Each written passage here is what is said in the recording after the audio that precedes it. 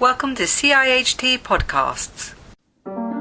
Today we look at the Transport Infrastructure Skills Strategy published in 2016. Significant investment in rail, roads, ports and airways is planned. We need the right amount of people and with the right skills to deliver this. So how do we get there? Facing current challenges with skills shortages and skills gaps. The government has an aim of 30,000 new rail and road apprenticeships by 2020. How do we attract people to take these up? How do we get procurement to help?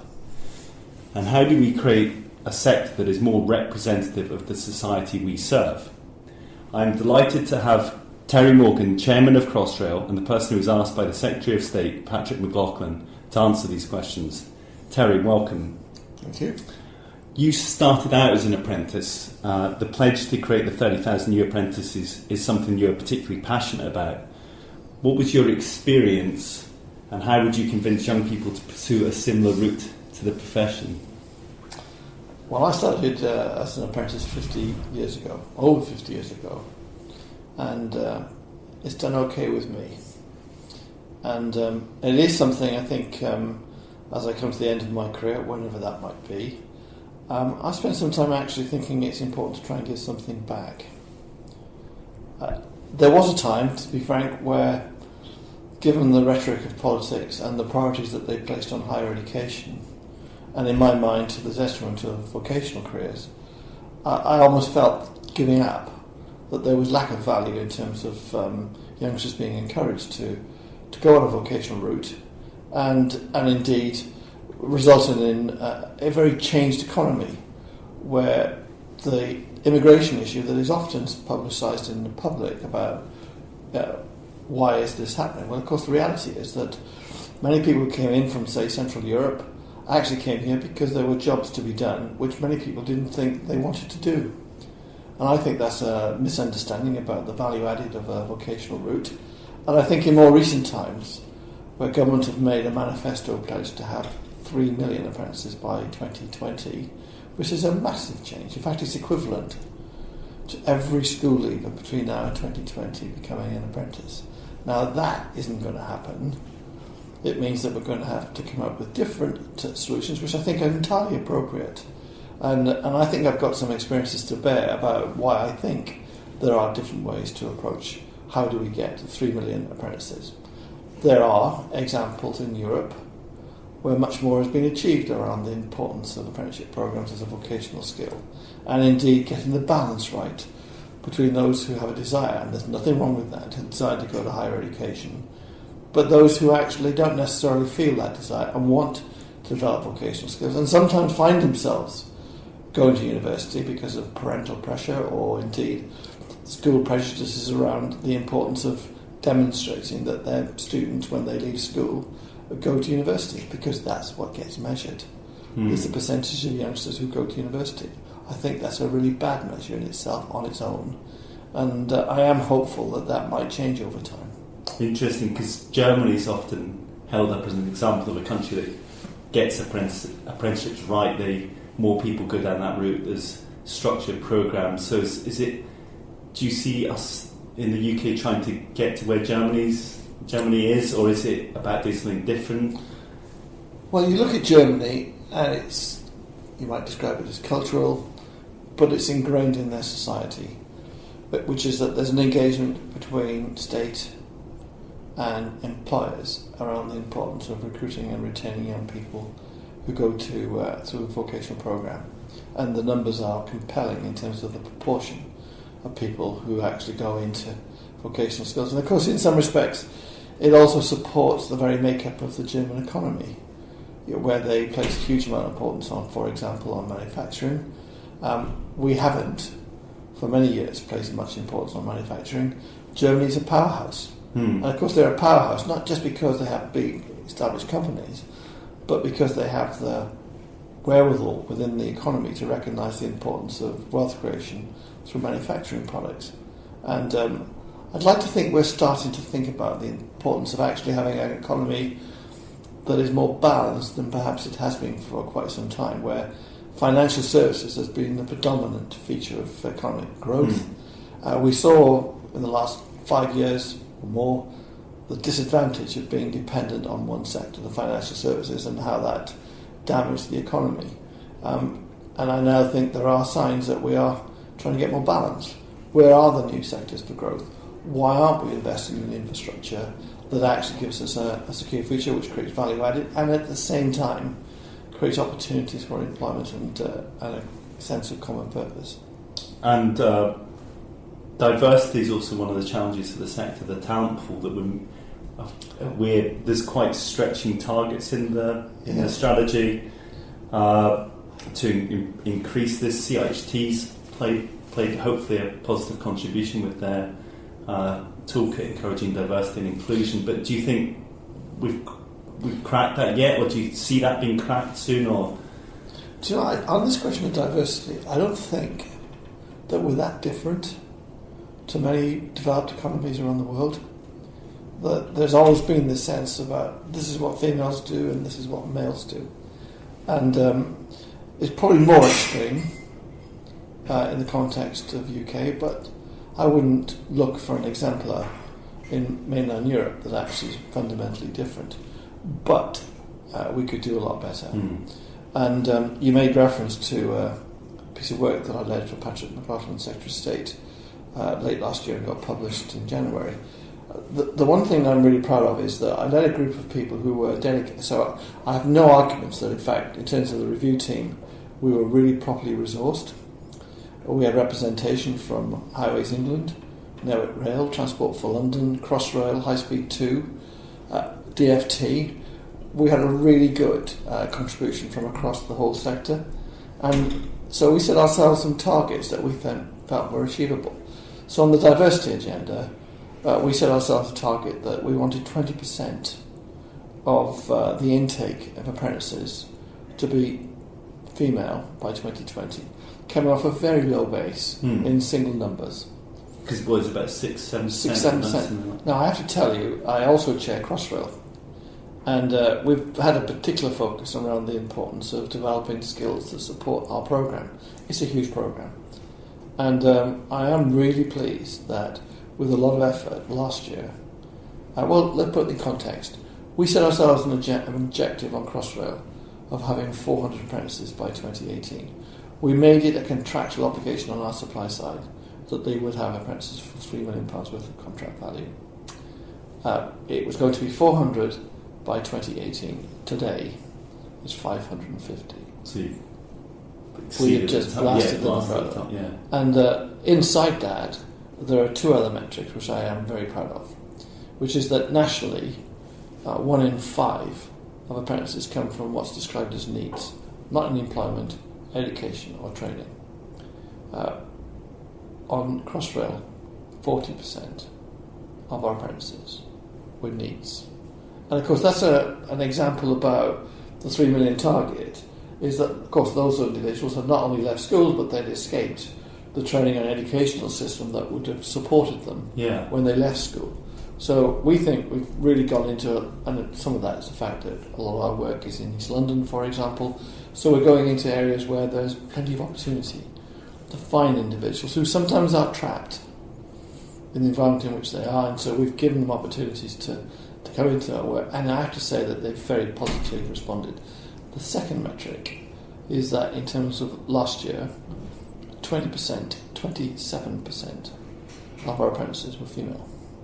Okay, so in Crossrail terms, you've already beat the 20% target. Do you know what's in the debate about with all that I had to get, and quite rightly, I had to get full support from what I describe as the major client groups to what we were trying to do in terms of diversity.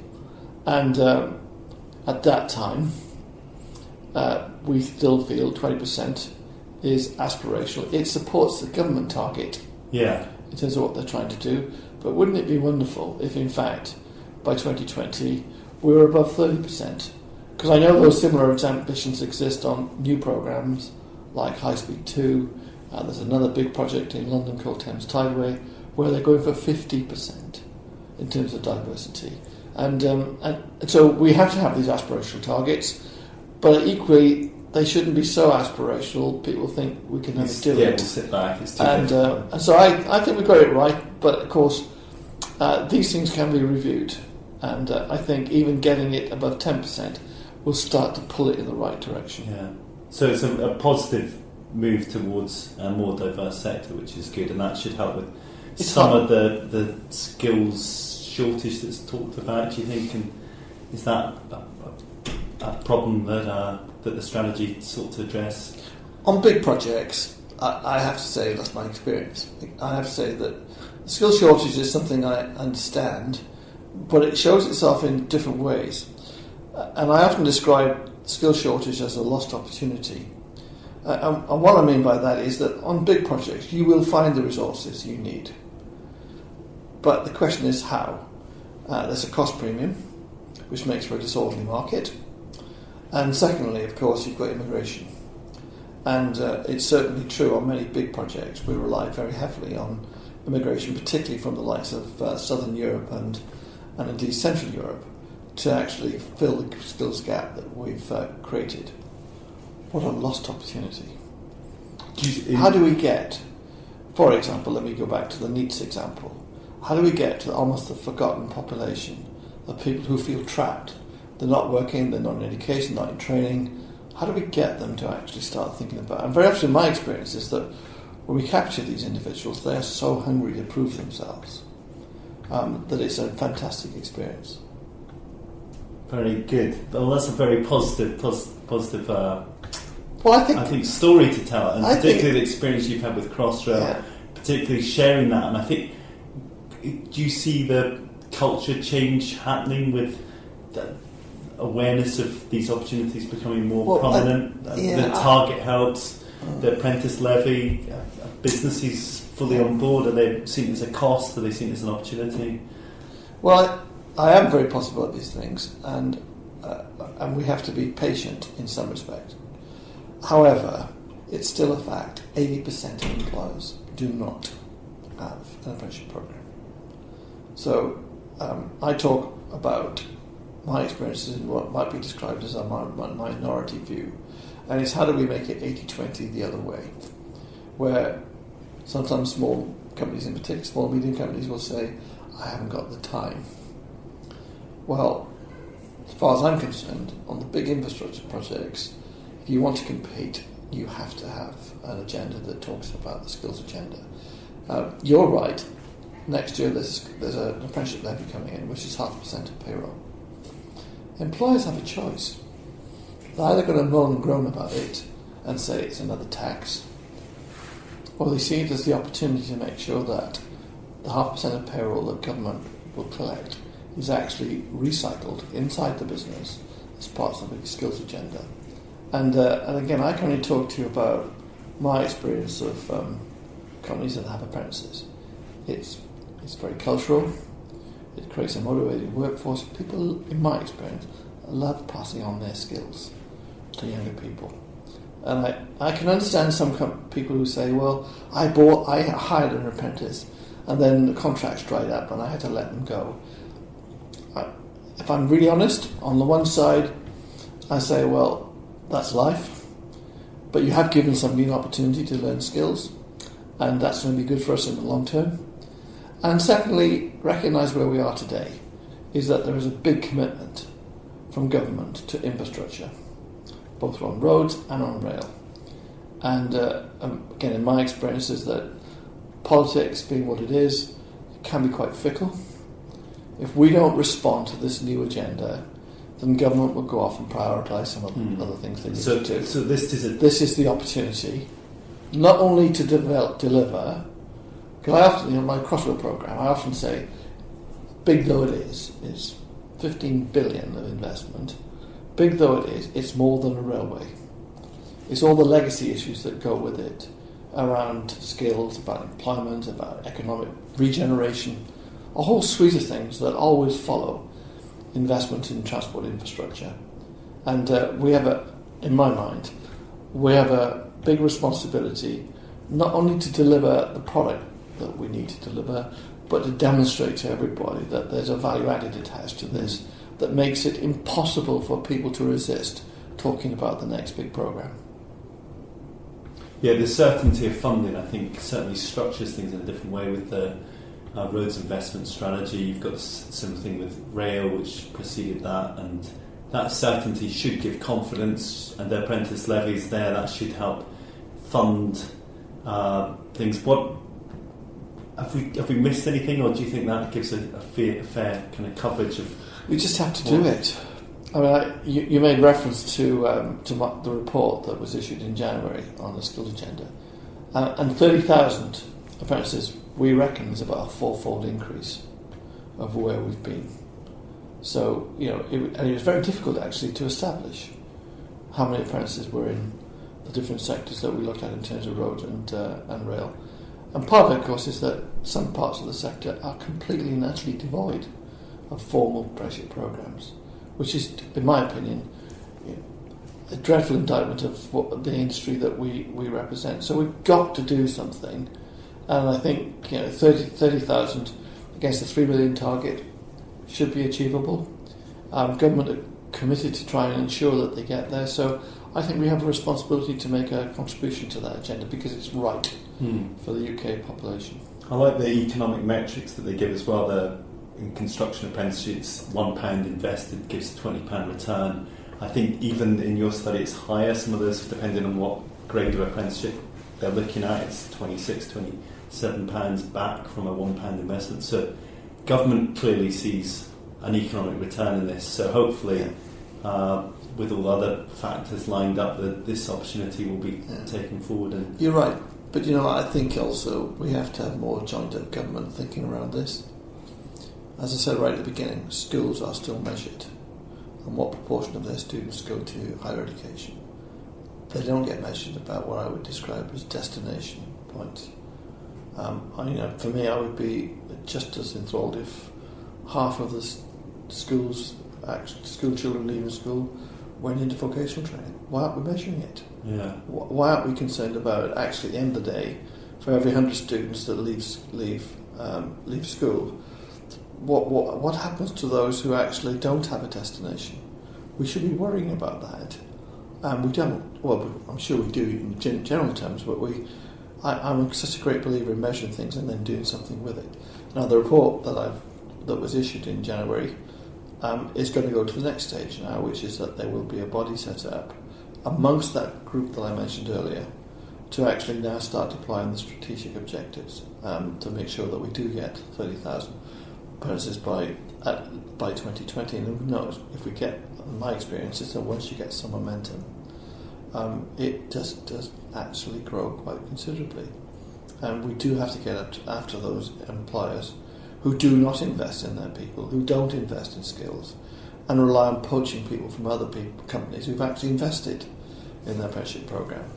And for me, we just got to ensure that we bring the apprentice levy will bring some of it, a fairness to the system, but an obligation to employers. If you want to work in the transport sector, have the privilege of actually being able to work on public programs, you have to make a contribution. So it's an obligation on business to really take it seriously as well. And there should be no hiding place. Yeah. There are some massive contracts for the public sector out there, and for me, it's a natural thing to do. It's what we've done on Crossrail. The number itself doesn't necessarily have to have precision. We struck on a number of 1 to 3 million. In the strategy report, we struck on a number at 5 million. And that simply reflected that there had been similar ambitions in road and rail in big groups, and some of them went up to 20 million. The number does matter in some respects, but it's much more about the obligation that companies enter into when they have contracts that actually stipulate that there will be a commitment to a skills agenda. And I hope and believe that the importance of actually, if you want to pre-qualify, not only do you say you're committed to doing a skills report, but that you're accountable. You're never going to take a contract of an employer when you're delivering the output objectives but haven't invested in skills. But you have a moral obligation. And eventually, those who actually think they can say yes and not do something, I think will get found out. Hopefully, by the industry itself. So there's the challenge for the sector. Thank you very much, Terry, for a very interesting insight into what is a very positive thing, I think, for the sector. So thank you for the time. Thank you. Thank you for listening to this CIHT podcast. For more information on the CIHT Diversity and Inclusion Toolkit and to sign up for the new Diversity Charter, go to www.ciht.org.uk/diversity. That's www.ciht.org.uk/diversity. Thank you.